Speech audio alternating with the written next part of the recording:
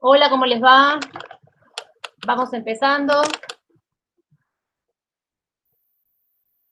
Vamos dejando entrar a los que faltan.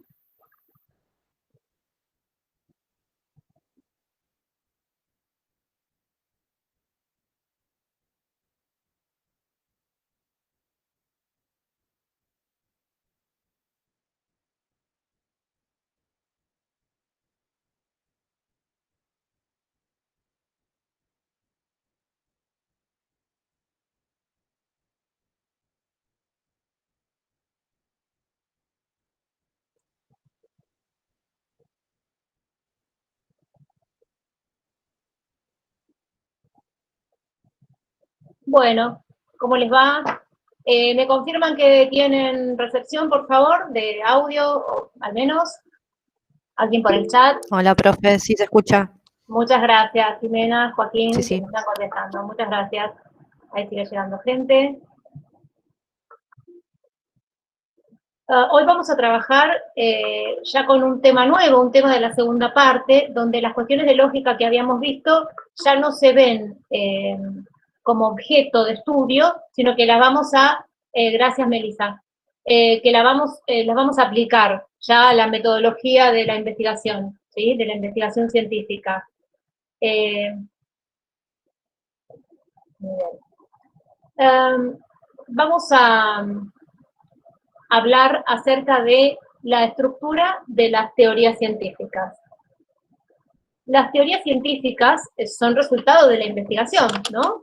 Y la investigación científica tiene como producto de esa tarea la enunciación de las teorías.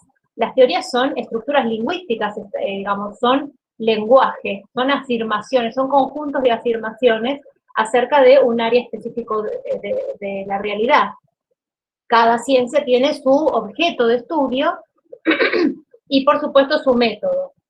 Nosotros vamos a hablar ahora, nosotros ya vimos algo acerca de las teorías de las ciencias formales, sabemos que son estos sistemas deductivos, la matemática y la lógica, y que tienen enunciados analíticos. Ahora, vamos a ver cómo son las teorías de las ciencias fácticas, ¿sí? Voy a compartir. A ver, ¿dónde me deja compartir?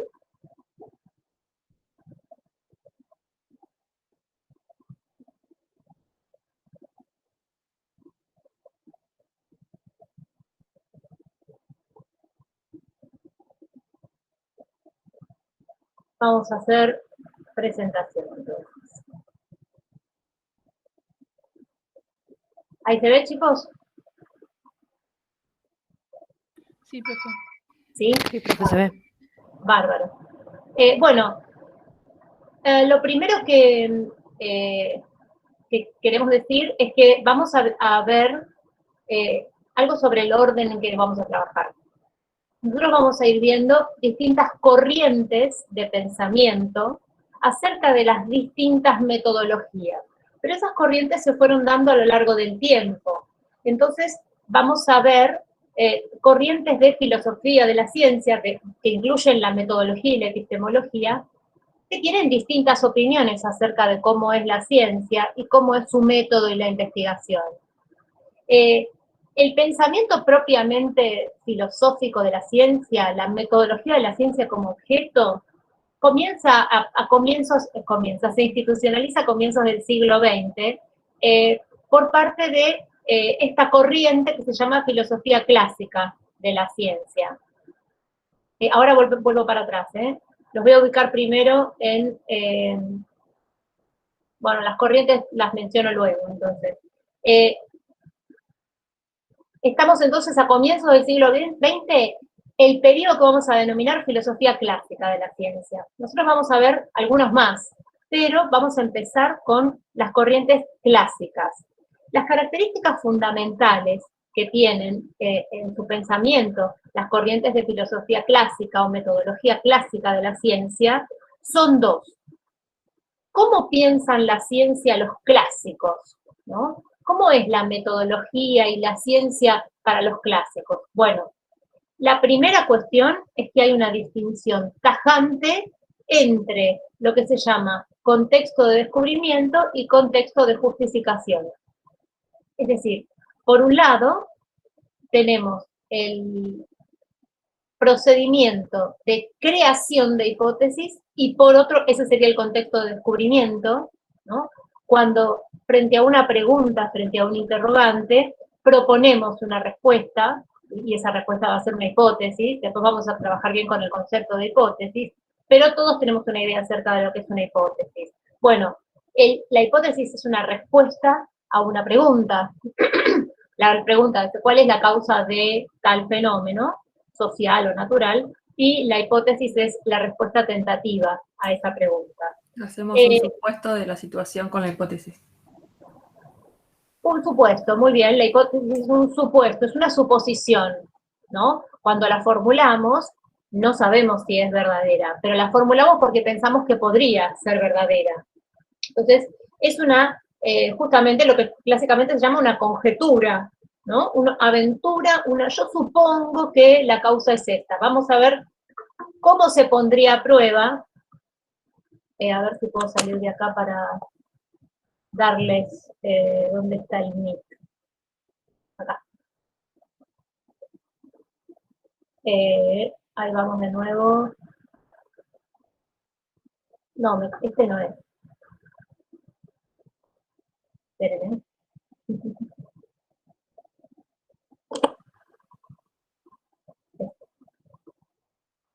Estábamos ahí. La distinción entre contexto de descubrimiento y contexto de justificación es la distinción que se hace a lo largo de la investigación. Pensemos en esto. ¿Cómo empieza una investigación? Empieza con una pregunta.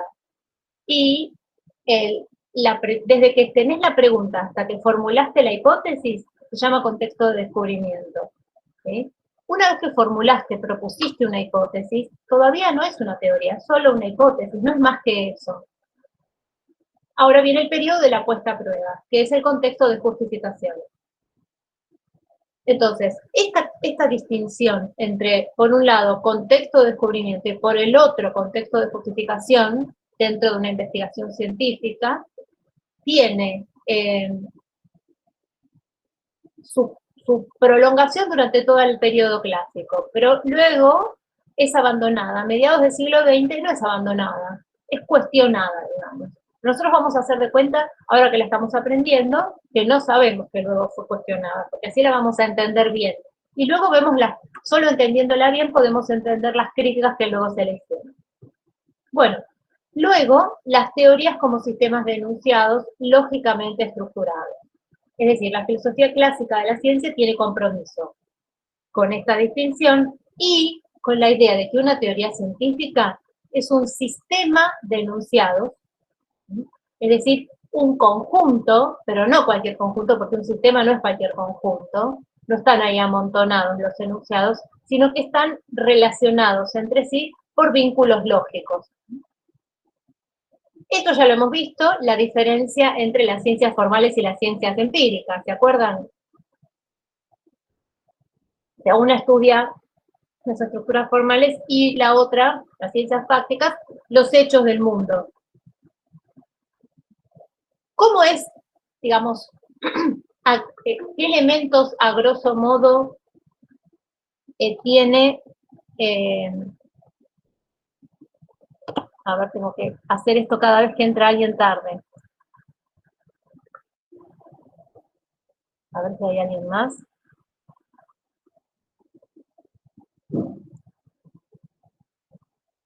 Bien, a grosso modo, ¿cómo es una investigación científica en las ciencias empíricas? Porque en la matemática, en la lógica es todo deductivo, ¿no? Ahora, en las ciencias empíricas, ¿se acuerdan? La metodología era diferente. Bueno, la investigación, ¿no? Tiene estos elementos. Por un lado, los interrogantes, la pregunta, el problema. Por otro lado, la hipótesis. Y por otro lado, la puesta a prueba. Esto va en secuencia. Primero la pregunta, luego la hipótesis como respuesta tentativa, y luego la contrastación o puesta a prueba. ¿Sí? Vamos a hablar sobre cómo es la estructura y el contenido de una teoría científica. Pero para ver cómo se clasifican, de acuerdo con la filosofía clásica de la ciencia, cómo se clasifican los enunciados que forman parte de las teorías, porque esos enunciados tienen niveles, que es nuestro tema de hoy. O la mitad, digamos, 75% de nuestro tema de hoy. ¿Cómo se clasifican esos enunciados en distintos niveles? Y cuando hablamos de que vamos a clasificar, ¿qué es lo que necesitamos? Un criterio, ¿no? Si hablamos de una clasificación, necesitamos claramente un criterio. El criterio, o sea, en esta clasificación tiene dos criterios. Por un lado, los términos, los tipos de términos que haya en esos enunciados, y ahí vamos a tener términos lógicos como, ¿se acuerdan? Y, o, no, sí, entonces, ¿no? Todos, algunos, ¿sí? Esos son los términos lógicos. Los términos observacionales y los términos teóricos. Las teorías empíricas tienen términos lógicos, términos observacionales y términos teóricos. Los términos observacionales son los que describen, se refieren a cosas directamente observables, a entidades, propiedades y relaciones directamente observables. En cambio, los términos teóricos, por ejemplo, rojo, verde, grande, pequeño, etcétera, de madera, bueno. En cambio, los términos teóricos refieren a entidades que no son accesibles directamente a la percepción, como gen, electrón, inconsciente, clase social, etc. Entonces, combinando este criterio con el del nivel de generalidad, y nivel de generalidad es el siguiente criterio, nosotros ya lo aprendimos cuando vimos los razonamientos no deductivos, ¿sí? Nivel de generalidad es esto de, bueno, el enunciado ¿es singular o es general? ¿Sí? Es universal. Si habla de todos, si habla de algunos. Bueno, combinando el criterio de tipos de términos, lógicos, observacionales o empíricos, que es lo mismo, y teóricos, combinado con el grado de generalidad, sale esta clasificación que tiene 3 niveles. Vamos a ver el primer nivel. El primer nivel es el de los enunciados empíricos básicos. Lo que estoy exponiendo ahora está en el texto de Gregorio Klimovsky, que yo les puse, les habilité para poder acceder a él al comienzo del tema 5. Después, cuando terminamos la exposición, indico bien la bibliografía y les explico algunas cosas más. Profe, ¿este es el segundo criterio, el grado de generalidad? Claro, los criterios son tipos de términos, ¿sí? Y el nivel de generalidad. ¿Sí? No lo puse aparte porque el nivel de generalidad ya lo conocemos nosotros. Pero combinando entonces los tipos de términos, que lo estamos aprendiendo ahora, más el nivel de generalidad, sale de esta clasificación en 3 niveles. Y vamos al primer nivel. En el primer nivel es el nivel de los enunciados empíricos básicos, ¿sí? También se llama el nivel de la base empírica. Se trata de, en cuanto al vocabulario, solamente van a tener términos observacionales. O sea que todos los términos, no puede haber términos teóricos, solo términos observacionales. Y en cuanto al nivel de generalidad, pueden ser singulares, porque se refieren a un individuo específico, localizado, en el espacio y en el tiempo, o muestrales. Muestrales se refiere a un grupo finito, directamente accesible a la percepción. Es decir que, por ejemplo, si yo digo los alumnos del aula 124, seguramente si estuviéramos en la facu estaríamos en la 124, así que yo te digo, los alumnos del aula 124 tienen, por ejemplo, el 80% de los alumnos del aula 124 tienen zapatillas. Es un conjunto finito, directamente accesible, por eso es un enunciado empírico básico. Y uno singular, ¿cómo sería? Bueno, Juan tiene zapatillas, esta tiza es blanca, ¿sí? Este cuervo es negro, etc. Esto en cuanto a los enunciados empíricos básicos. Son los más sencillos, porque refieren a lo directamente observable y describen casos, ¿sí? Pero tienen un papel fundamental, porque ellos van a ser los que expresan la base de la teoría. Las pruebas no son entidades, a ver, no son conjuntos. Las pruebas son una acumulación de casos, ¿sí? No hay pruebas que se hagan con la humanidad o con las tizas, ¿sí? Se hacen con la tiza 1, la tiza 2, bueno, pruebas con tizas no es muy interesante, pero y lo que quiero es mostrar el tipo de enunciado al que me refiero, ¿no? El sujeto, el paciente número 1, el número 2, el número 3, ¿sí? El número 1 tuvo inflamación, enrojecimiento de la piel, el número 2 tuvo enrojecimiento, así, ¿no? Los enunciados empíricos básicos son fundamentales porque expresan las pruebas. Esto lo vamos a ver con más cuidado. Por ahora solamente saber qué tipo de enunciados son, que son singulares o muestrales y que solo tienen términos observacionales.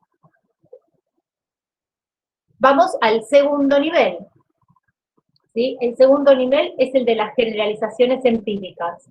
Sus características son las siguientes. Las generalizaciones empíricas solo tienen términos observacionales,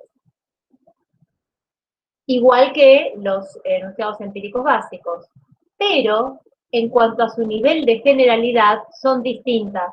¿Por qué? Porque se refieren a clases potencialmente infinitas. ¿Y qué quiere decir esto? Que ya no voy a hablar de un individuo ni de un grupito finito que yo puedo percibir de un golpe de vista, por ejemplo, sino de clases que se consideran infinitas. Se dice potencialmente infinitas, porque vos considerás que una clase es infinita, pero no podés probarlo, no sabés si esa clase es efectivamente infinita o no, justamente porque es infinita y no la podés recorrer toda. Entonces yo pienso que la clase de las estrellas es una clase infinita, ¿sí? No digo directa, yo digo que es infinita, pero correctamente hay que decir que es potencialmente infinita, porque si alguien me pregunta cómo sé que son infinitas, yo no le puedo presentar una prueba, le digo, bueno, es potencialmente infinita. Tengo razones para creer que es infinita, pero como es infinita no puedo probarlo. Bueno, a ver, voy de nuevo a dejar entrar a alguien.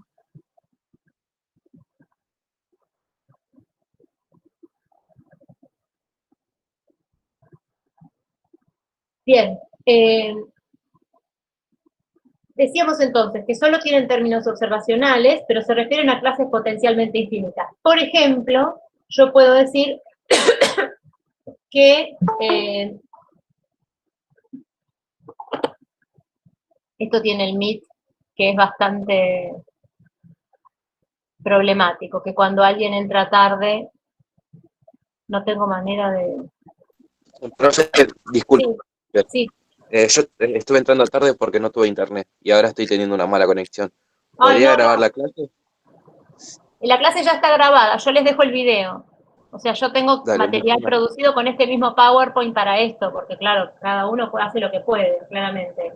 Eso después cuando terminamos la parte de exposición les explico, porque estoy usando un PowerPoint medio adaptado, pero que usé para unas clases que di en UBA, yo trabajo en UBA 21. No sé si saben lo que es el programa del CBC a distancia de la UBA. Y tengo grabada, justo se usa este mismo texto, en esa cátedra uso este mismo texto, entonces lo que hice es como usar en esta clase el mismo PowerPoint para que les quede. Entonces ahora yo les voy a habilitar, cuando terminamos la clase, les habilito el PowerPoint y el video donde explico todo esto,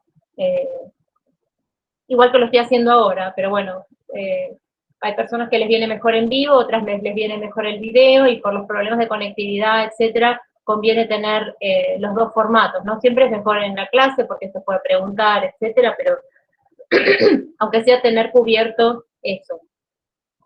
Bueno, por ejemplo, estaba a punto de dar un ejemplo, ¿no? Por ejemplo, yo puedo decir, todos los cuervos son negros. Fíjense, es una clase potencialmente infinita, la clase de los cuervos, incluye los cuervos del pasado y los cuervos del futuro, y todos los del presente, ¿sí? Y solo tiene términos observacionales, cuervo y negro, ¿sí? Y por supuesto términos lógicos, como todos, eso es un término lógico. Se llaman cuantificadores esos términos. Bueno, luego, dentro de las generalizaciones empíricas del nivel 2, tenemos distintos tipos, ¿sí? Y los tipos son los siguientes. Las universales, las estadísticas o probabilísticas, y las existenciales. Las universales son las que se refieren a todos los miembros de una clase, sin excepción. Como el ejemplo que puse yo, todos los cuervos son negros. Las estadísticas o probabilísticas son las que se refieren a una proporción o frecuencia relativa. Como por ejemplo, si yo dijera el 80% de los cuervos son negros, o la probabilidad de que un cuervo sea negro es de 0,8. Y por otro lado, las existenciales, que son las que dicen algunos cuervos son negros. ¿Sí? Es importante tener en cuenta que a la hora de determinar, de usar los enunciados, nos importa mucho saber cómo se pueden poner a prueba cada uno de estos enunciados. Voy a volver atrás y muestro los enunciados de nivel 1. ¿Sí? Dice Klimovsky, que es el texto que tenemos que leer, que los enunciados empíricos básicos son fáciles de probar y también fáciles de refutar. ¿Por qué? Porque me hablan acerca de un individuo específico y mencionan solo cosas observables. De modo que yo puedo ir al lugar indicado por el enunciado, me dice, este cuervo, el número 1 que está en este lugar en este momento, es negro. Bueno, entonces yo hago una inspección observacional y determino si es verdadero o falso. Es decir, los enunciados empíricos básicos son fáciles de verificar, acuérdense que verificar es probar la verdad, y fáciles de refutar. Porque con la inspección misma nos damos cuenta si son verdaderos o falsos. ¿Qué pasa con las generalizaciones empíricas? Las universales son fáciles de refutar. Todos los cuervos son negros. ¿Cuántos casos necesito para refutar todos los cuervos son negros? ¿Cuántos casos? Solo uno. Claro, los casos contrarios. Solamente uno. Con un solo caso queda refutado. Es fácil de refutar. En cuanto a su modo de verificación, son imposibles de verificar, porque necesitaría, acuérdense que se trata de clases potencialmente infinitas. Todos los cuervos son negros para verificarlo, y verificarlo, acuérdense, quiere decir probar concluyentemente la verdad, no para determinar si son probables, si son aceptables, eso es otra cuestión que vamos a ir más adelante. Pero en cuanto a probar tu verdad, es imposible, porque una clase infinita no puedo recorrer cada miembro para probarlo. Luego, las generalizaciones estadísticas o probabilísticas, ¿sí? Estas que me decían el 80%, ¿sí? Son fáciles de verificar en la medida en que, bueno, no es que fáciles, pero se pueden verificar en la medida en que yo determino que dentro de una población, ¿qué quiere decir cuando yo digo el 80%? O más correctamente, porque usted dice, la probabilidad es que una porción del total. Claro, tomando una población. Lo que quiero decir es, cuando yo digo que la probabilidad de que un cuervo sea negro es de 0,8, lo que estoy queriendo decir es que de cada 100, 80, ¿no? 80 me dan positivos. Eso quiere decir que la probabilidad es de 0,8. En nuestra cabeza pensamos el 80%, pero no corresponde decir porcentaje cuando se habla de clases infinitas, porque por ciento supone que sabemos cuánto es el ciento, pero acá el ciento es desconocido. Entonces lo que hacemos es, como dice la compañera, tomamos la parte que es accesible a nosotros y vemos de cada cuántos casos se cumple lo que estamos relevando. Ah, de cada 100, 80, listo. Eso es la probabilidad de 0,8. Con eso le damos pruebas favorables. El problema está en que son irrefutables. ¿Por qué? Porque si yo tengo el enunciado que dice la probabilidad de que sea negro un cuervo es de 0,8. Perdón, pero me parece que escuché un tip de alguien que estaba en espera, sí. Ah, más de uno.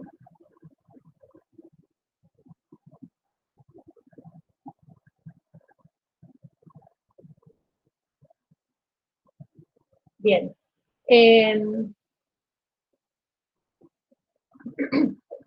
Les decía, ¿qué les decía?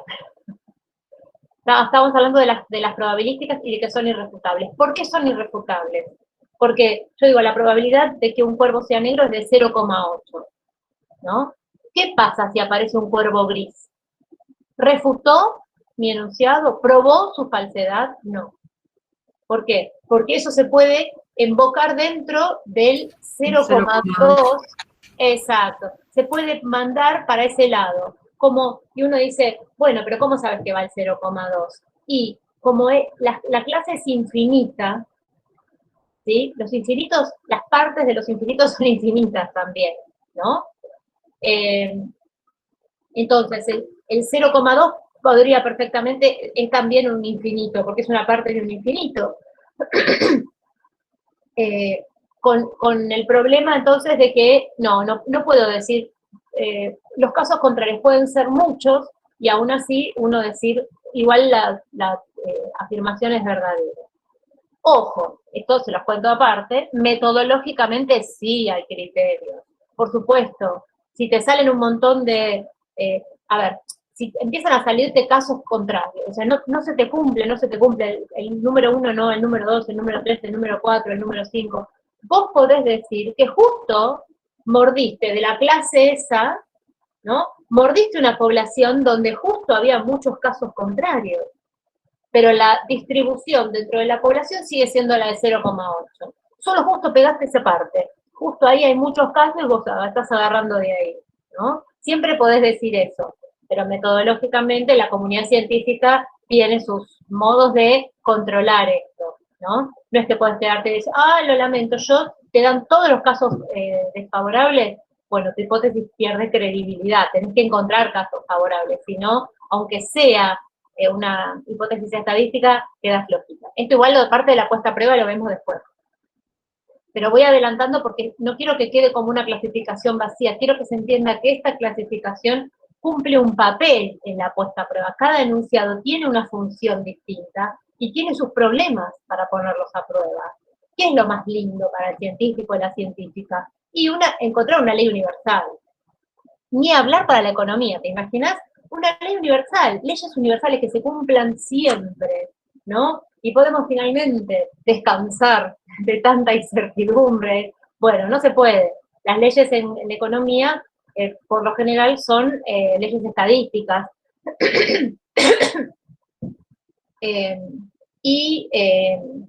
Existe otro tipo de correlaciones que se llaman reglas o tendencias también. Bien, bueno. Y el tercer tipo son las existenciales. El tercer tipo de generalizaciones empíricas son las existenciales. Estas que decían, algunos casos de cáncer se curan con la droga tal, ¿no? Son existenciales. ¿Y por qué? Perdón, que son existenciales, se llaman así, ¿por qué? Porque afirman que existe al menos uno.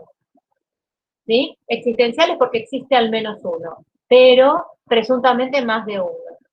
Estas que son fáciles de verificar, de refutar, ¿qué les parece? Yo digo, algunos cuervos son negros.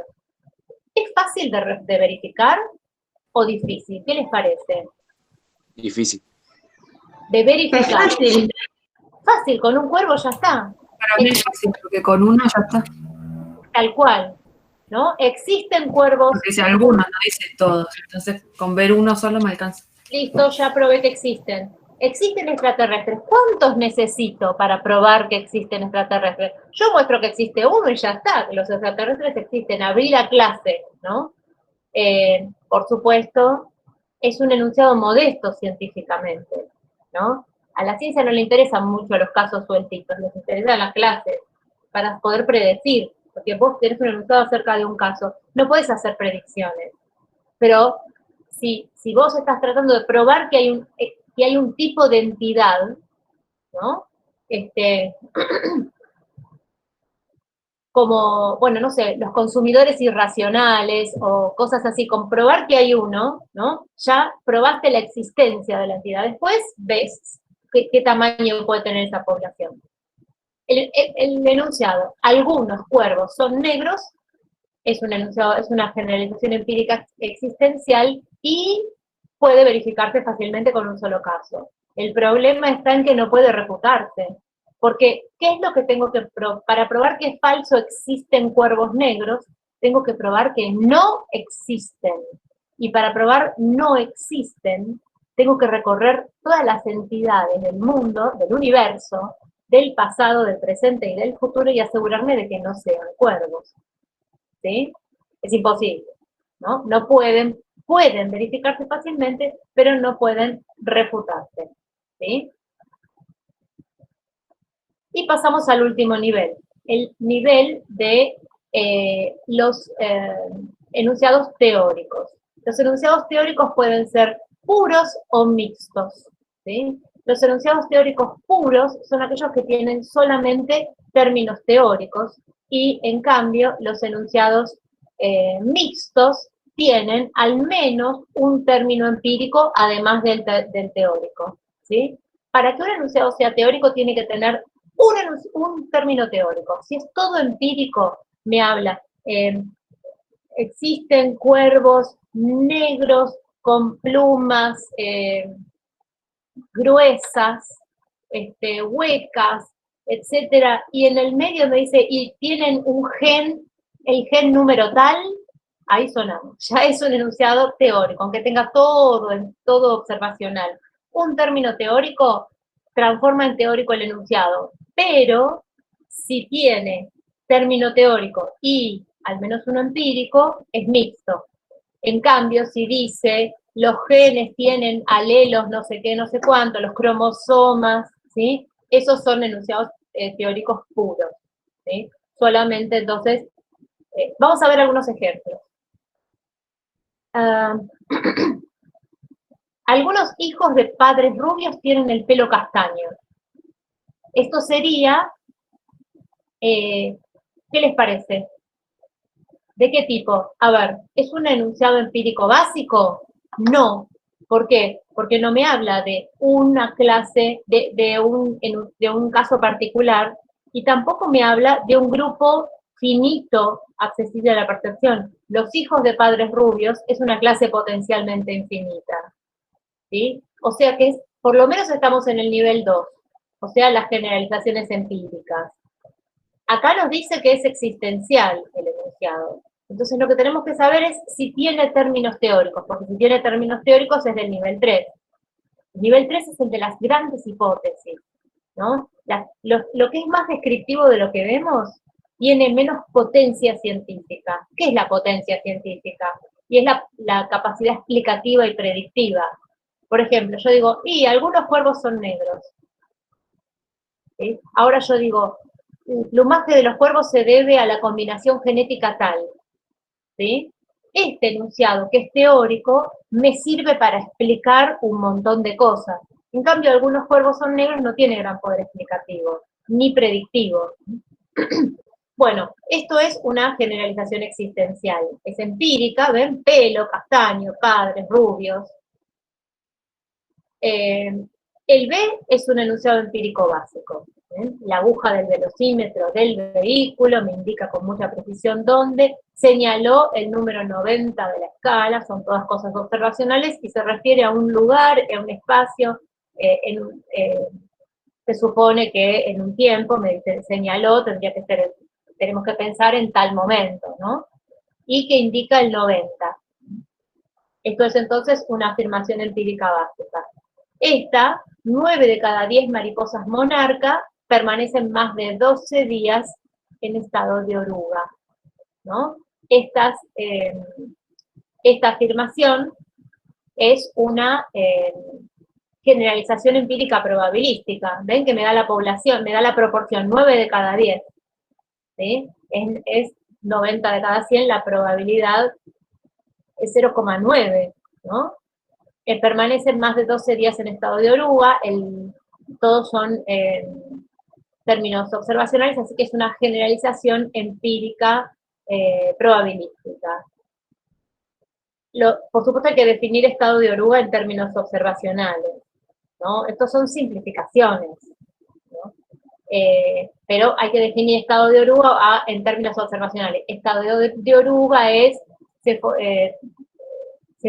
compone, está dentro de un capullo de tal color, con tal característica, etc. Los mamíferos que habitan en las regiones cálidas tienen orejas grandes. Esta es una generalización universal. Acuérdense, es todos. Tiene mamíferos, regiones cálidas, orejas grandes, son todos términos empíricos. Es una generalización empírica universal. Y el E es claramente un enunciado teórico. Muchos casos de caída del cabello se deben a cambios en el equilibrio hormonal androgénico. Yo pregunto, ¿este enunciado E es teórico puro o teórico mixto? ¿Tiene solo términos teóricos o tiene también términos observacionales? ¿Alguien se da cuenta? ¿Es mixto? Observacionales por la caída del cabello. Exacto, cabello, caída, ¿sí? En cambio, equilibrio hormonal androgénico es claramente una relación inobservable, ¿no?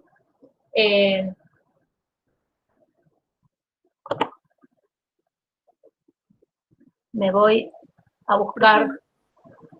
¿Consulta, Entonces, Camila? sí, entonces los que traten así de salud siempre van a tender a ser enunciados teóricos, ¿no? ¿O no No, necesariamente? no necesariamente. La teoría necesita tener enunciados observacionales también. Porque las hipótesis, la teoría tiene que tener los 3 niveles. Porque, por ejemplo, vos tenés una hipótesis y eso es interesante para saber cuál es la función de los enunciados mixtos. Vos tenés un enunciado acerca de genes, ¿sí? Pero ¿cómo lo pones a prueba? No podés vérselos. Entonces lo que tenés que hacer es deducir de esos enunciados otros que tengan vínculo con lo observable, ¿no? Que te vinculen los genes con ciertos rasgos, como tener los ojos azules, suponete.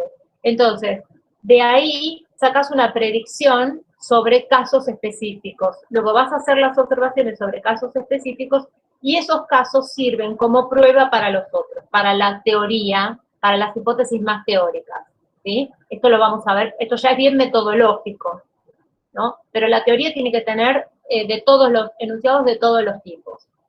No crean que en medicina hay un montón de generalizaciones probabilísticas, ¿no? De hecho, la mayoría de las teorías, ¿leyeron alguna vez el prospecto de un remedio, de un medicamento, no? Cuando lo vamos a leer, vemos que dice, bueno, funciona en tantos casos apareció esto, apareció lo otro. Bueno, eso nos muestra claramente que hay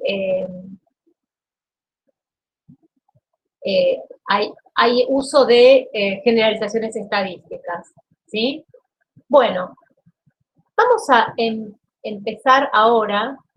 Bueno, les digo entonces que tenemos en el Classroom, les voy a dejar entonces el PowerPoint de lo que acabo de exponer y el video, que es más o menos lo mismo que yo ya expuse, que no hice video aparte porque tenía el de UBA 21, que es el mismo texto y las mismas imágenes. Vamos entonces a lo que sigue, porque este es un tema cortito, ¿no? Es introductorio digamos, es como, bueno, pongámonos de acuerdo, estos son los conceptos básicos de las teorías científicas.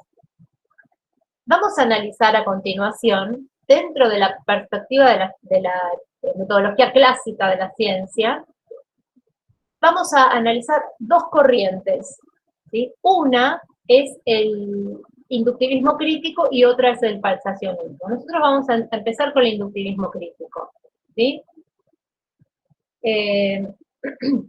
No voy a exponer todo el inductivismo crítico hoy, ni muchísimo menos, ¿sí? Esto es mucho más complicado y hay que verlo despacito, haciendo ejercicios, etc. Voy a empezar a presentarlo, nada más, ¿de acuerdo? Y avanzamos un poquito, luego vamos a hacer la parte práctica de niveles de enunciados, que es nuestro tema más importante de hoy. Hacemos la parte práctica, y de esta segunda parte que yo voy a dar ahora sobre inductivismo crítico, no hacemos ejercitación todavía, porque no hay elementos para ir a la aplicación. ¿Qué vamos a hacer? Yo hago la presentación de conceptos, empiezo a explicar la primera parte, pero no vamos a hacer ejercicio. La parte práctica va a ser toda sobre clasificación de niveles de enunciados. Vamos a hacer un cuestionario, vamos a hacer lo que hacemos siempre. Voy entonces ahora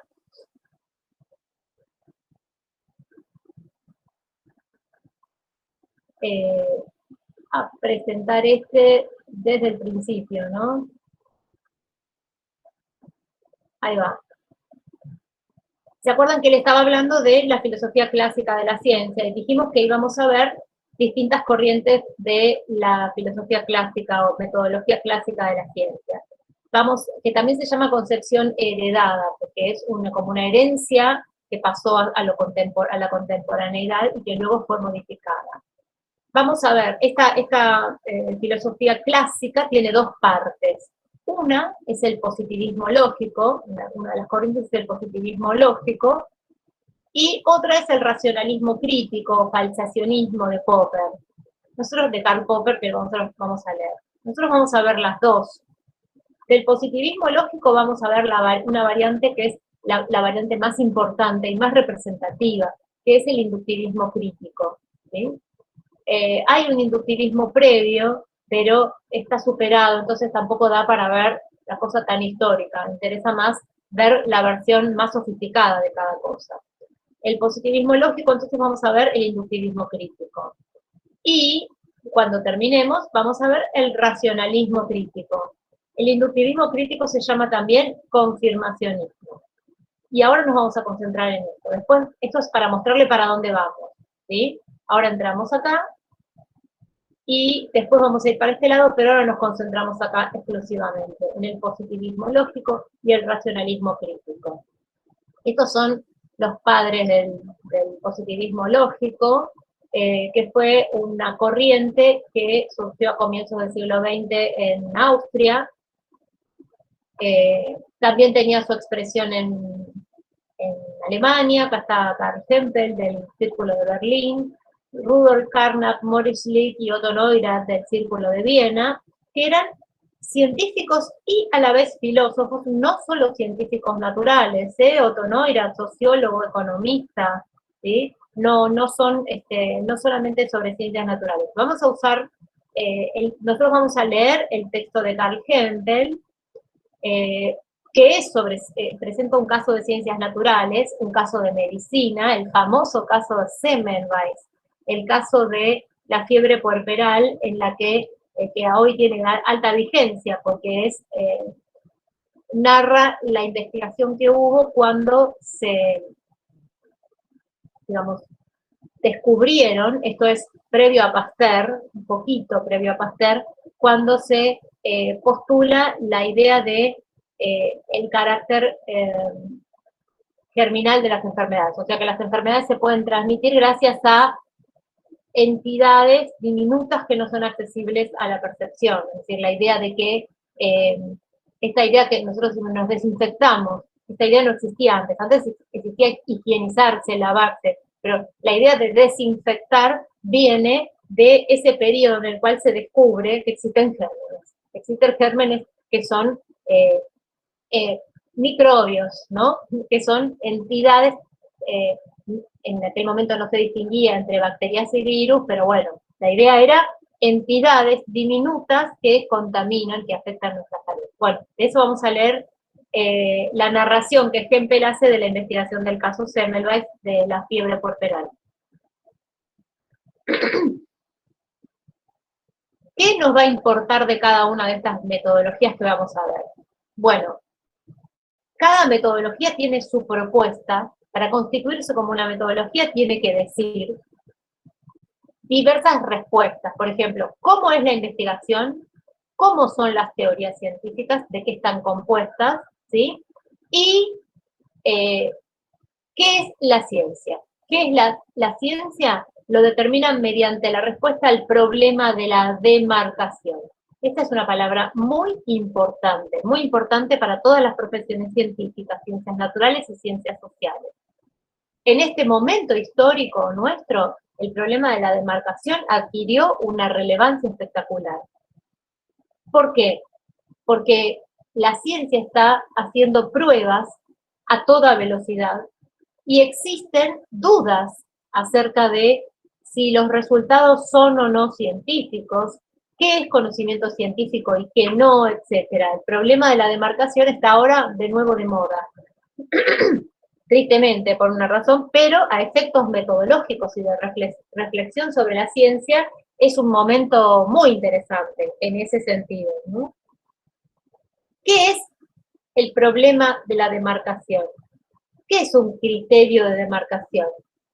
El criterio de demarcación estipula, dice, ¿demarcar qué es?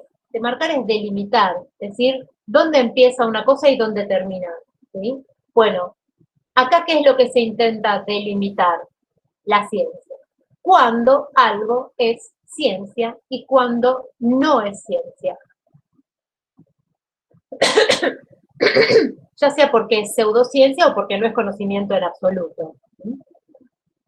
O porque es otro tipo de conocimiento. Por ejemplo, la música. Puede uno decir el arte, la religión. Uno podría llegar a llamarles conocimiento, pero no conocimiento científico.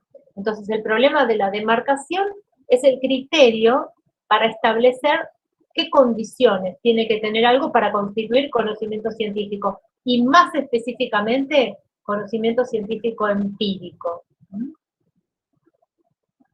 Bueno, para el positivismo lógico, para esta corriente que estábamos empezando a ver, el criterio de demarcación es la verificabilidad. Este es el criterio. Un enunciado pertenece a la ciencia empírica, sí, solo si es verificable. ¿Qué quiere decir que es verificable? Vamos acá. Porque la noción de verificabilidad, esa que usamos en el sentido común, ahora la tenemos que pulir, porque para la cuestión metodológica de la ciencia, verificable quiere decir algo muy específico. No es como, uy, voy a verificar si apagué la luz.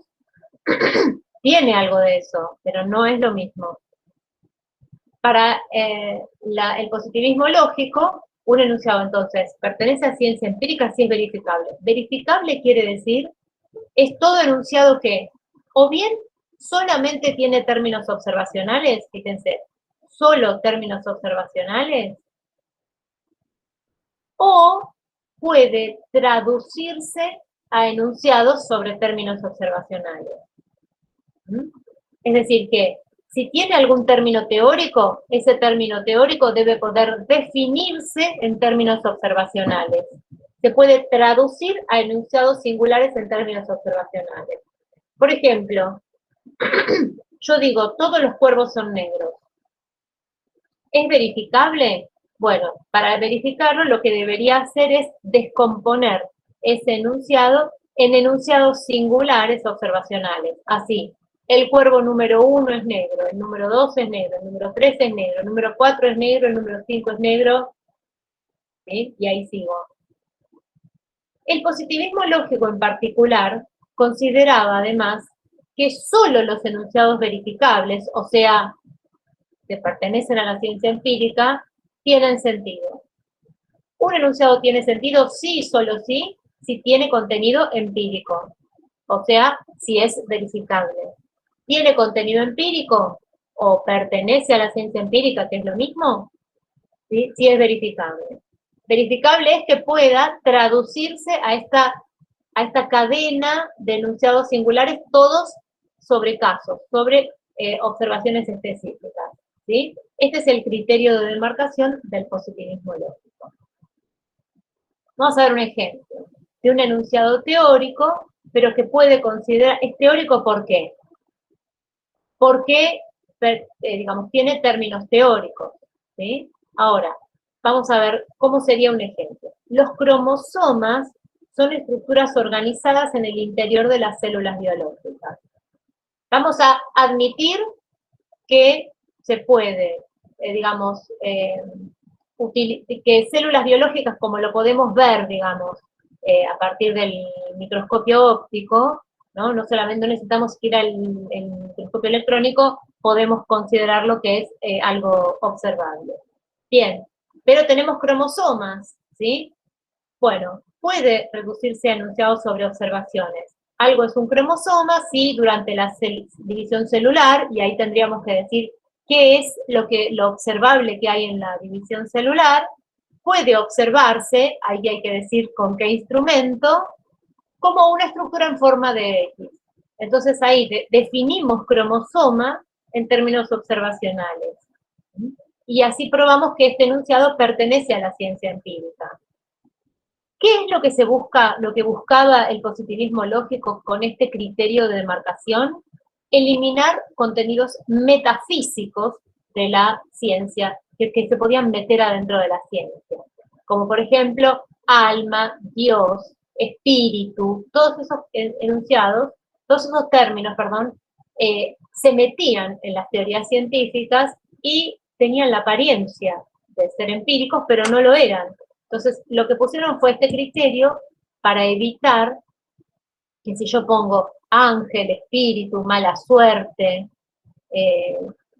signo zodiacal, maldiciones, etcétera, dentro, o entelequia, este tipo de cosas, energías trascendentales o cualquier cosa, o cuestiones religiosas que se mezclen dentro de la ciencia, esos enunciados van a tener términos que no se van a poder traducir a nada observacional.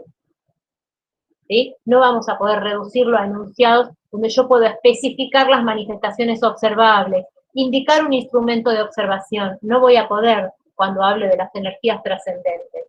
¿Sí? Entonces, eso no quiere decir que eso sea verdadero ni falso. Quiere decir que no puede considerarse conocimiento empírico, no se puede candidatear a conocimiento empírico. ¿Por qué? Porque no se puede poner a prueba. Y cuando no puede ponerse a prueba, no se considera empírico. No es verificable. Estos son enunciados sin contenido empírico, ¿sí? Este enunciado. Los polígonos irregulares tienen longitudes de lados que no son congruentes. ¿Por qué este enunciado no forma parte de las ciencias empíricas? Bueno, porque no puede traducirse a enunciados observacionales sobre casos particulares. ¿Por qué? Porque polígono irregular es una entidad ideal.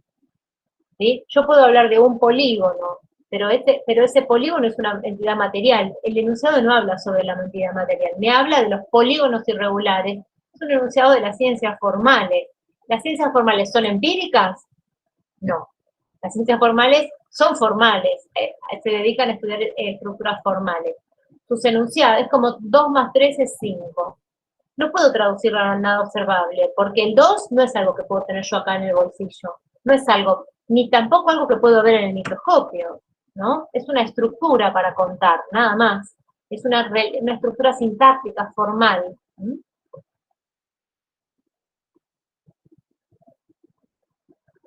Este, por ejemplo, sería un enunciado metafísico, que no cumple con el criterio de demarcación. Los seres vivos evolucionan hacia la perfección de acuerdo con un plan predeterminado por una inteligencia trascendente. Acá puse todo un montón de cosas,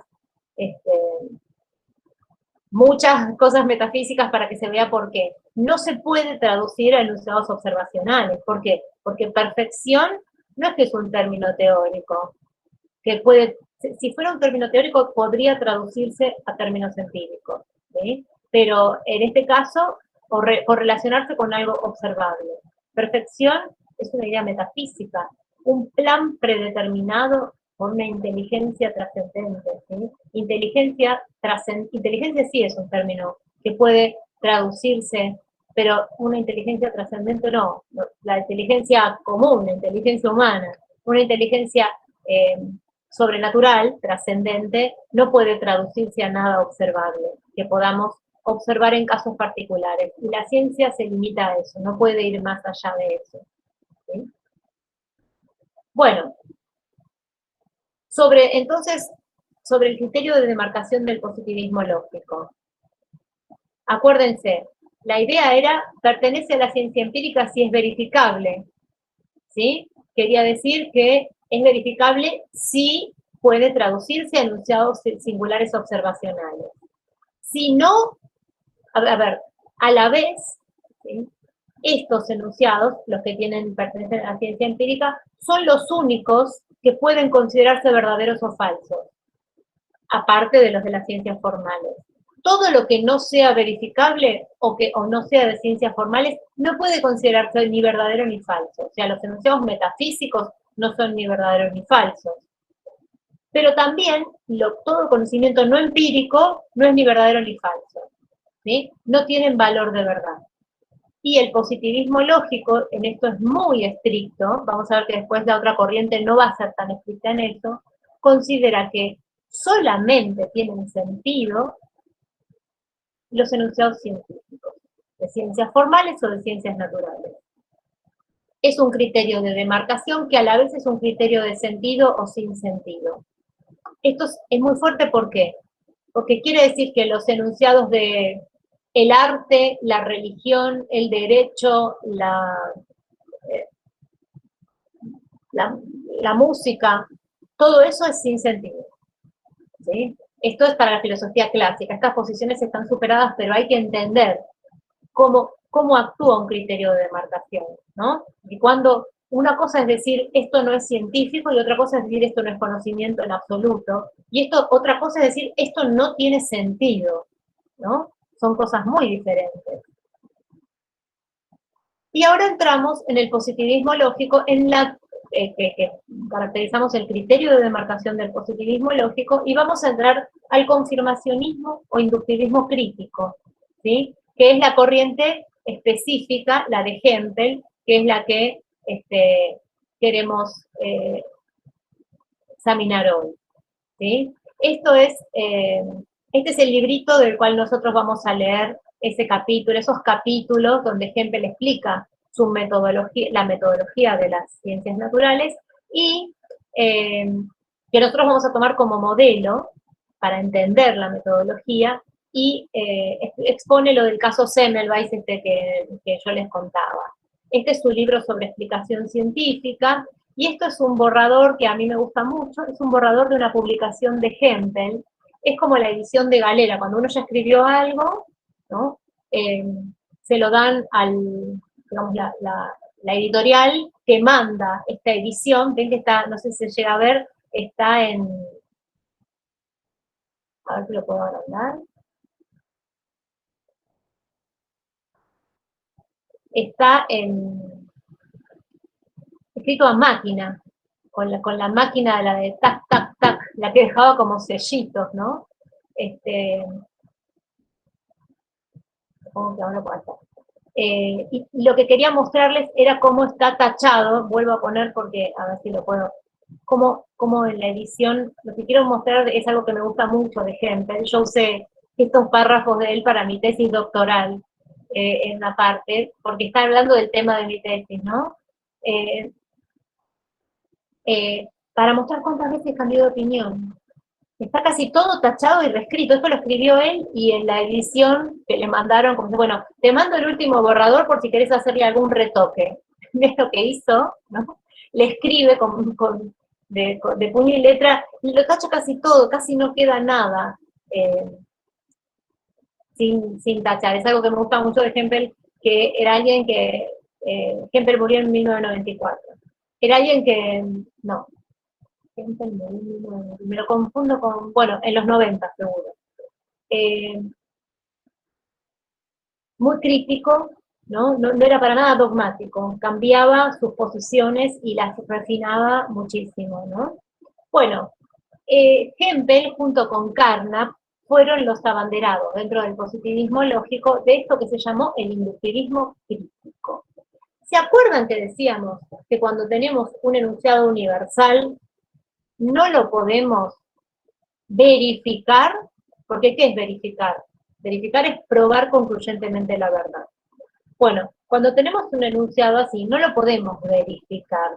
¿Y qué es lo que sí podemos hacer? Y esto es lo que dice el inductivismo crítico. ¿Le podemos mostrar que es verdadero? No. ¿Pero qué podemos mostrar? Que es probable en relación con los elementos de juicio disponibles. Fíjense, las teorías no pueden verificarse concluyentemente, pero pueden, acá tengo que poner agregarle una E, pueden recibir un grado de confirmación o apoyo inductivo a partir de los casos favorables. ¿Sí? Entonces, lo que vamos a... El inductivismo crítico se llama también confirmacionismo, justamente por esto, porque dicen, no podemos verificar, pero sí podemos confirmar. Así que a partir de ahora, tengo que armar en mi cabeza o en un apunte, tener claro que verificar es prueba concluyente de la verdad. Pero ahora aparece una alternativa metodológica, que es la confirmación. La confirmación indica no que probamos la verdad de la hipótesis, sino que le vamos a asignar un determinado grado de probabilidad de acuerdo a cuántos casos favorables tiene. Y eso involucra la inducción. ¿Sí? Tengamos muy presentes los razonamientos inductivos, porque todo lo que vimos es para entender esto. Nuestro curso no es de lógica. Vimos todo lo que vimos de razonamientos, inductivos, deductivos, todo es para entender metodología. Entonces ahora vamos a ver cómo los casos, cada caso particular incrementa la probabilidad de una hipótesis general. ¿Sí? Para eso vimos los razonamientos no deductivos.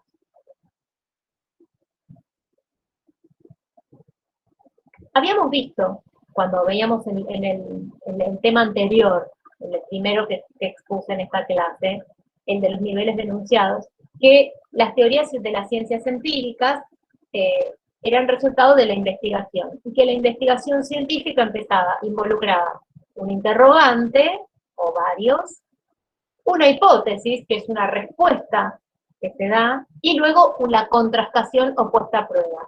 Vamos incorporando este término, contrastación. ¿Sí? Bueno, el interrogante es entonces el problema científico. La investigación científica comienza con un problema.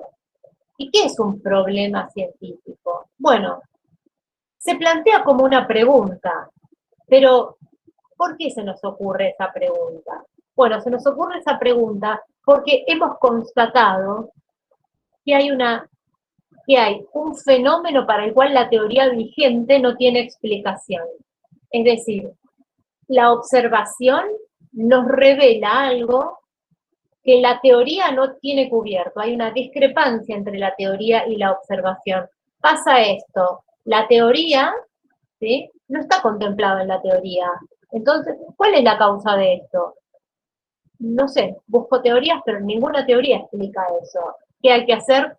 Hay que investigar, ¿no? O sea, eso ocurre en economía todo el tiempo, ¿no? Las coyunturas históricas, bueno, mira este fenómeno, ¿a qué se debió? ¿Cómo explicamos este fenómeno específico que pasó en tal época, en tales condiciones?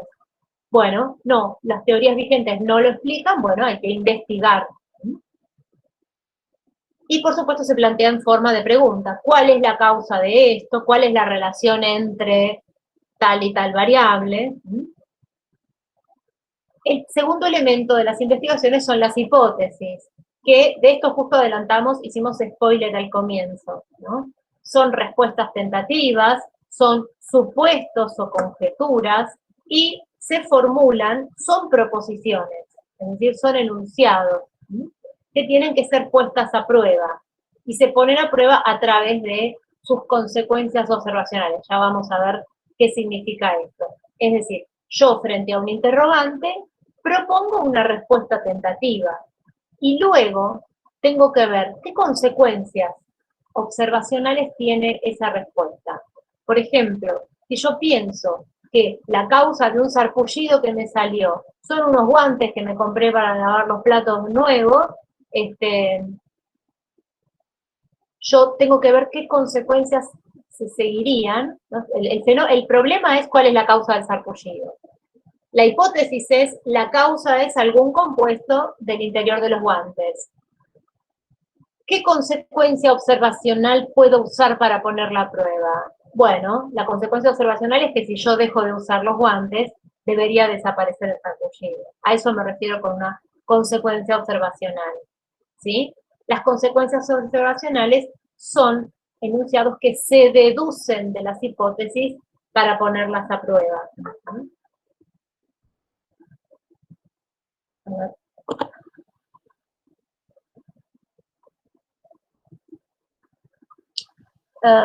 Les decía entonces que las consecuencias observacionales son enunciados que se deducen de la hipótesis. Así, si la causa del sarpullido es algún compuesto en el interior de los guantes, de ahí puedo deducir que si no uso los guantes, si dejo de usar los guantes, entonces ocurrirá este fenómeno observable, que se vaya el sarpullido, ¿no? Describen los fenómenos observables que deberían ocurrir si la hipótesis fuera verdadera. Vamos a ver un ejemplo. Si yo tengo como hipótesis que la causa de sueño, que la falta de sueño causa déficit en la memoria, yo puedo deducir que si se forman dos grupos de individuos y a uno lo dejo dormir solo 3 horas, mientras al otro grupo lo dejo dormir todo lo que quieran, puedo deducir el fenómeno siguiente, que la gente que durmió menos va a tener menos puntaje en el test de memoria TIME, ¿no? Y ese test se usa como elemento observacional, como prueba observacional de mi hipótesis. Entonces, las consecuencias observacionales, esto es lo más importante. Describen, bueno, que se usan para poner a prueba la hipótesis, describen eso observable que debería ocurrir si la hipótesis fuera verdadera. Y ese es el eje de la metodología científica, porque vos podés tener una hipótesis bárbara, pero si no lográs determinar, diseñar un modo de que el mundo te devuelva algo observable, no puedes poner la prueba. Tu hipótesis puede ser genial, pero necesitas decir, a ver, ¿qué tendríamos que poder observar si mi hipótesis fuera verdadera? ¿Qué debería ocurrir? ¿Algún fenómeno que permitiera obtener, darle crédito empírico favorable a esa hipótesis? ¿Sí? Bueno, y vamos con este esquema entonces. De la investigación científica. Tenemos el problema, luego la hipótesis, formulamos la hipótesis para responder al problema, luego las consecuencias observacionales, y por último, la contrastación. ¿Sí? ¿Qué es la contrastación? Es la puesta a prueba de las hipótesis. Y puede haber 2 resultados posibles, ¿no? Naturalmente.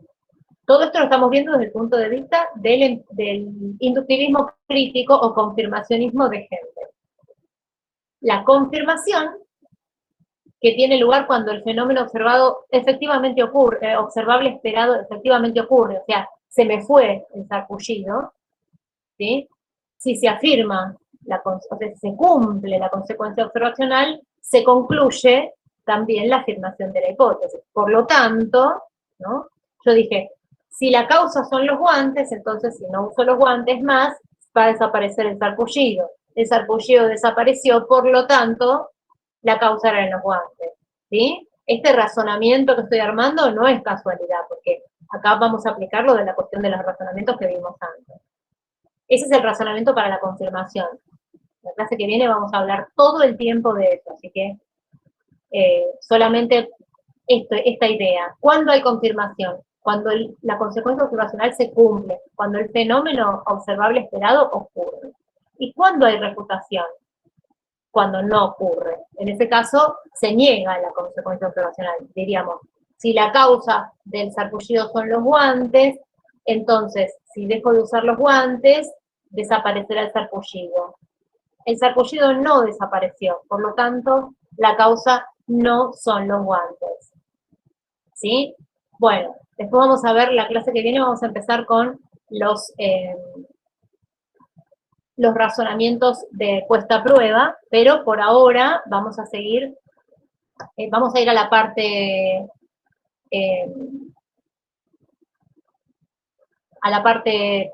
práctica, ¿sí? La parte práctica va a ser solamente sobre la cuestión de los niveles denunciados de las teorías científicas.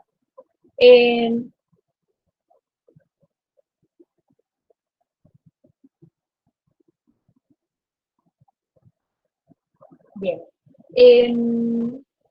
Les quería decir algunas cosas. Sobre esta parte, el video que voy a dejar hoy es solo sobre niveles denunciados. Después voy a dejar video, clase grabada, es una clase como esta que yo grabé, sobre toda la parte de inductivismo crítico, que es con este mismo PowerPoint todo, y después les subo el PowerPoint. Pero eso la semana que viene, ¿de acuerdo? Vamos a ir ahora al Classroom. ¿Sí? Les voy a mostrar entonces, estas tenían las afirmaciones empíricas básicas y lo mismo los enunciados teóricos puros. Bueno, con respecto a si tiene solo en términos lógicos y empíricos, ¿cuál de estas tres tiene, o cuáles tienen solo términos lógicos y empíricos? Bueno, obviamente las generalizaciones empíricas básicas, las generalizaciones empíricas y las afirmaciones empíricas básicas tienen términos lógicos y empíricos. ¿Cuál tiene solo términos lógicos y teóricos?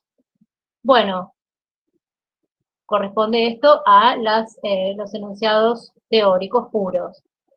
Que se refiere a un individuo o grupo finito y accesible son las afirmaciones empíricas básicas, y si tiene términos lógicos, teóricos y empíricos, correspondería a ninguno este. No le sale ninguno, porque si yo le programé ninguno. Bueno, esta no habría que ponerla, entonces. ¿Qué hicieron? No pusieron nada acá, ¿no?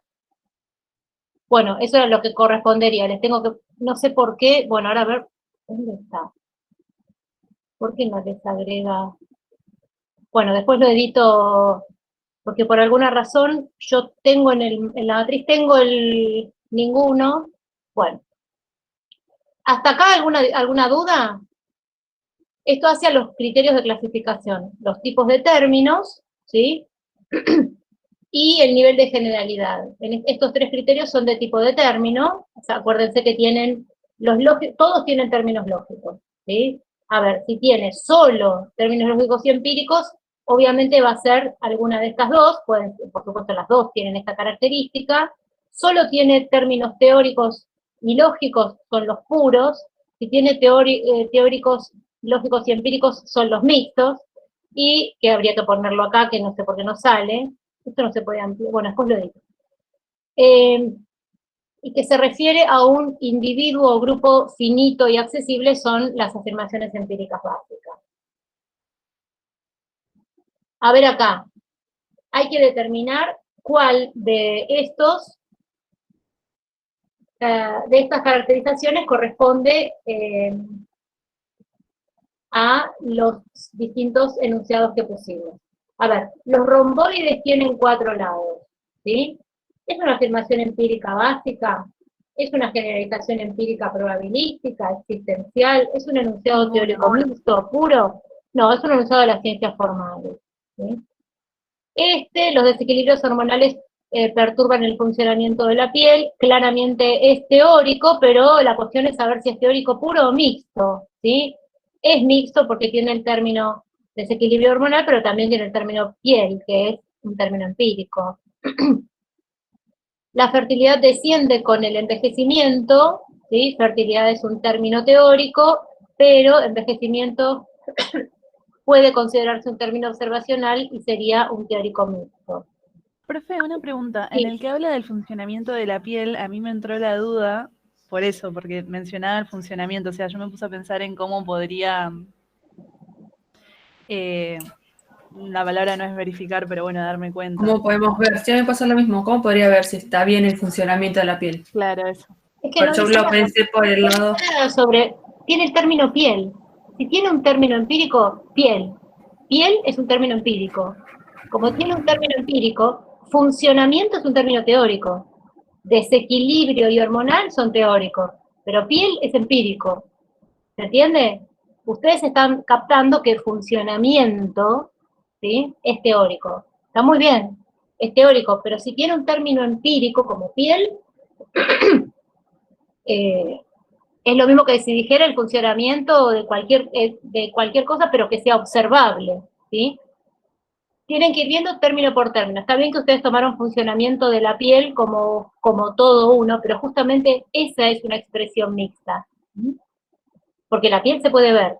Cada cosa yo me pregunto, ¿se puede ver el funcionamiento? No, el funcionamiento es, digamos, por eso ustedes decían, ¿cómo diría el funcionamiento? ¿Qué es? ¿Cómo me puedo dar cuenta? No dice funcionamiento correcto, dice funcionamiento por otra parte. Pero ya, aunque dijera correcto, incorrecto, no importa, o adecuado, saludable, lo que fuere. Funcionamiento es un término teórico, ¿sí? Porque uno puede ver fenómenos, pero el funcionamiento es una teorización. Igual que el equilibrio, el desequilibrio, etc. La reserva ovárica es la cantidad de folículos que hay en el ovario en un momento dado. Yo diría que es teórico mixto. La mayoría de las mujeres es fértil después de los 40 años. ¿Qué les parece? Afirmación empírica. ¿Cómo? Probabilística. Probabilística. Probabilístico. ¿Cuál era? La mayoría. Todos los humanos tienen vello corporal. Es bien una generalización empírica universal. A ver cuál es. Debe estar atrás, ¿no? Una generalización empírica universal. Es la última. Luego la mayoría de los varones tienen vello corporal, ahí vamos de nuevo a las probabilísticas, ¿no? La mayoría de los varones tienen vello corporal, generalización empírica probabilística. No, esta era la universal. Esta es la probabilística y me tengo que ir para acá a corregir la que dice de todos los humanos. Profe, el que dice en un momento dado, ¿cuál era? ¿Cómo? El que dice en un momento dado, el más arriba. El de la reserva ovárica, Sí. la cantidad de folículos del ovario en un momento dado, es un teórico mixto. Porque ovario es un término observacional. Yo lo había puesto como puro y me puso que estaba bien el formulario. Yo lo puse mixto y me puso mal. Yo lo tomé como momento, que lo puedo observar, y me puso que estaba mal. No, Yo lo puse mixto. Sí. Es discutible el caso, pero yo tiendo a considerar, esto lo puse, se les dije ahora la respuesta como mixto porque pensé que había adoptado el criterio de amigabilidad. En realidad, ovario tampoco debería considerarse un término observacional porque es algo que no podemos ver a simple vista. Sin embargo, digamos, caritativamente, a efectos de simplificar, deberíamos considerarlo mixto porque ovario es algo que lo podés ver, ¿cómo te puedo decir? Sin instrumental.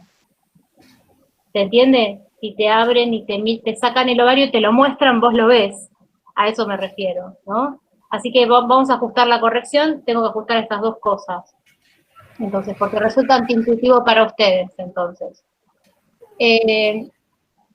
Pensemos, reserva ovárica es un concepto teórico, ¿no?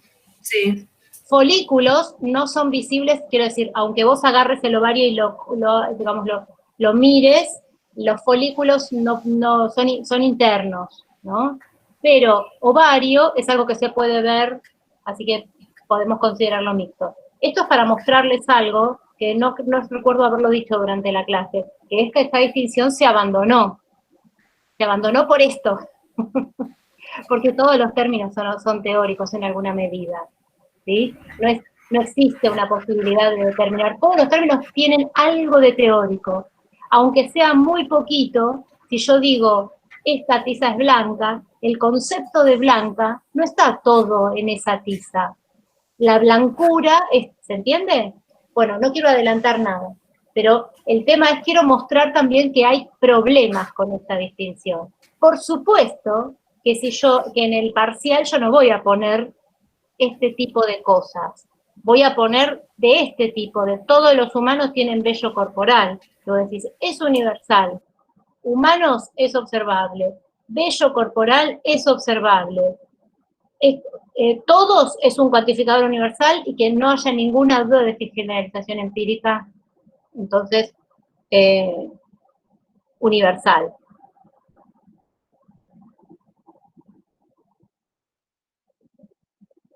Pero, si yo quisiera... Y de la fertilidad, profe, también yo lo puse como mixto, pero me puso que estaba mal. ¿Cuál es el de la fertilidad? ¿La del envejecimiento?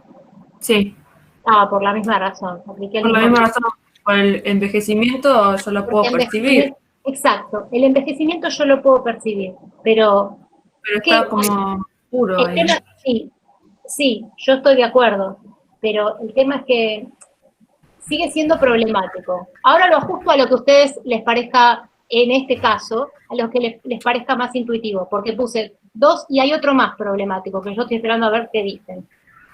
Profe, Sí, a mí el de las mujeres, de la mayoría de las mujeres, lo puse como probabilístico y en la corrección me saltó que era un enunciado teórico mixto.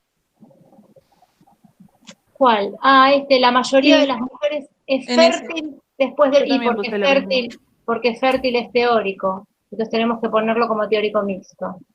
Sí, como teórico mixto porque fértil, la fertilidad no es observable, es un Sí, pero teórico... como está la mayoría era que agarraba una porción de la... Sí, un porcentaje. pero eso es solo el nivel de generalidad. Si tiene que tener solo términos solo términos observacionales, solo términos empíricos, ¿te acordás? Decíamos, para que las generalizaciones empíricas tienen que tener solo términos empíricos y pueden ser, pero referirse a clases infinitas. Si tiene un término como fértil, y fértil no es un término observacional, porque vos no podés ver ni siquiera con un instrumental Sí. si alguien es fértil o no. Yo me dedico a investigar acerca de esto. Yo me dedico a la epistemología feminista y examino los papers científicos, las últimas publicaciones, y existe la difusión de que la fertilidad se puede medir, pero no es cierto, no existe una medición de la fertilidad, no es observable. Hasta ahora lo que hay son algunos indicios y se miden la fertilidad para hacerte la fertilización asistida, pero nadie puede saber cuál es su condición más allá de la estadística. Decirle, bueno, los partos que hubo, no hay una manera de... Yo te voy a decir cuántos óvulos te quedan, jamás compren nada de eso, ni se dejen congelar óvulos, ni si tienen plata para eso no la gasten en eso porque es todo sana. O sea, sí funciona, pero la mayoría de las veces lo hacen vendiéndole cosas a personas que no lo necesitaban. Bueno, dicho esto, vamos a ponerlo como, sí como enunciado teórico mixto, que es uno de los que son problemáticos, ¿sí? Reitero, después van a ver en el repaso que tenemos y en el ejercicio que tenemos en el PDF, ¿sí? Van a ver que ahí hay ejemplos que no son como estos, porque están hechos para que ustedes los hagan sin que lo conversemos así. Y después vamos a hacer más en la semana del repaso antes del parcial, tenemos más ejercicios de estos para seguir aplicando. La mayoría de los varones tiene vello facial, sí. El grosor del vello es diferente en las distintas zonas del cuerpo. Sería una generalización empírica universal, ¿no? Sí. ¿Qué les pareció? Por supuesto, tienen que hacer de cuenta que esto está súper clara la distinción, pero no está súper clara y lo que quiero es mostrar que esta distinción es problemática, porque además depende de en qué momento de la historia te pones.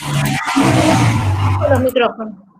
No es lo mismo cuando antes de que existiera el microscopio electrónico que después, ¿no? No es lo mismo decir, bueno, tengo grosor del vello, ¿sí? Nosotros podemos ver el grosor a simple vista, pero también se puede percibir el grosor con el microscopio, y en algunos tipos de vello solamente se puede distinguir que el grosor es diferente con microscopio, si no, no te das cuenta, ¿no? Yo sí lo puse teórico mixto, Yo también. porque con el grosor del vello no puedo a simple vista ver todo. Claro, exactamente, estás viendo las sutilezas. El grosor del vello vos te podés dar cuenta que hay distinto vello, a lo mejor el vello facial, ¿no? Es más fino que el vello de la cabeza, ¿no? O que Claro. el vello del brazo en una mujer o en un niño es más fino que el vello de la barba de un varón adulto. Eso lo podés percibir. Y en ese sentido se considera una generación empírica universal. Pero en cuanto empezás a pensarlo un poquito, empezás a encontrar razones para darte cuenta de que no es tan clara la distinción. Y que lo que se hace en cada disciplina científica es estipular convenciones. ¿Sí? Decir, bueno, nosotros usamos instrumental, pero a esos resultados los consideramos observacionales. Pero cada disciplina científica hace su propia, como su propio recorte, ¿no? Entonces, también se va a mover esto de disciplina en disciplina. Depende para qué, grosor del vello es observacional directo y para otros va a ser teórico, ¿no? Si fuera para, suponete, para diseñar una afeitadora o, quiero decir, en la peluquería, grosor del vello tiene un valor observacional, ¿sí? Pero si vos estás tratando de determinar variantes anatómicas y la relación entre los equilibrios hormonales y el vello, bueno, ahí claramente grosor del vello necesitas mediarte con instrumental para eso. Algunas lesiones externas dejan cicatrices. Esta es una generalización empírica existencial. ¿Cuál es? A ver, me corro para acá. Generalización empírica existencial es la tercera. Algunas zonas dejan cicatrices. Tiene algunas. Lesiones externas son lastimaduras y cicatrices también son observacionales. Esta, la del Duki, ¿qué es? Afirmación empírica básica, ¿no? Sí. Y algunos polígonos son irregulares, debería ser ninguno, que es la que está por acá. ¿Sí? Yo voy a ajustar estos, pero recuerden que, digamos, para hacer este tipo de ejercicios, si fuera en el parcial, serían cosas como, cosas muy, muy materiales, que hablen de colores, de tamaños, ¿sí? Más grande que otro, color tal, oscuro, claro, ese tipo de cosas. Así que no teman que en este caso, van a ver la diferencia con el ejercicio que yo les dejo en Classroom, que es este,